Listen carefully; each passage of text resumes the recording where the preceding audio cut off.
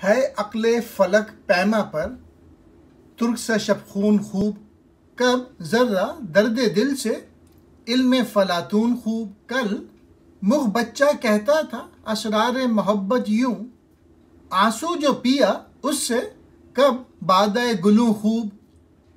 फलक पैमा आसमां तक जाने वाली, तुर्क सा बादलों जैसा, मुख बच्चा कमसिन साकी, बादाए गुलू गुलाबी रंग की शराब।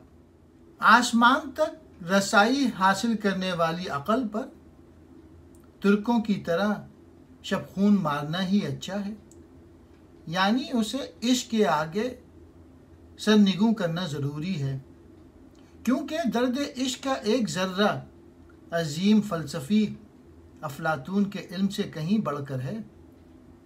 फिर दूसरे शेर में, कल मैं खाने में एक कमसिन साकी ने मुझे मोहब्बत के राज बताए।